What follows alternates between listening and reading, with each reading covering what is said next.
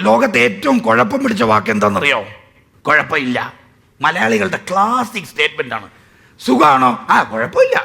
കച്ചവടം എങ്ങനെയുണ്ട്? ആ കുഴപ്പമില്ല. വീട്ടിലെങ്ങനെയുണ്ട്? ആ കുഴപ്പമില്ല. എല്ലാത്തിനും കുഴപ്പം ഇല്ല എന്നാണ്.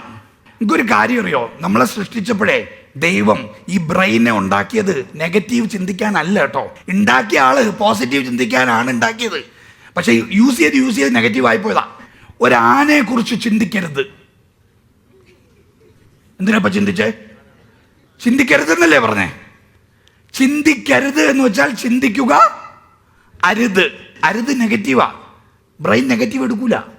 കുട്ടി കൗച്ചിലിരുന്നേ ഫുഡ് കഴിക്കോ? സോഫയിൽ. എടാ അവിടെ ഇരുന്ന് ഫുഡ് കഴിക്കല്ലേടാ. കഴിക്കരുത്. കഴിക്കും. പരസ്യം പതിക്കരുത്. ശ്രദ്ധിച്ചിട്ടില്ലേ? അവിടെ പരസ്യമല്ല, പലതും പതിക്കും. ശ്രദ്ധിച്ചു നോക്കി അറിയാം. കാര്യം എന്താ? പരസ്യം പതിക്കരുത്. അത് വായിക്കുന്നവന്റെ തലയിൽ എന്ത് കയറും? പരസ്യം പതിക്കുക അരുത് വരൂല. മാലിന്യം നിക്ഷേപിക്കരുത്. അവിടെ ലോകത്തുള്ള എല്ലാ മാലിന്യവും ഉണ്ടാവും.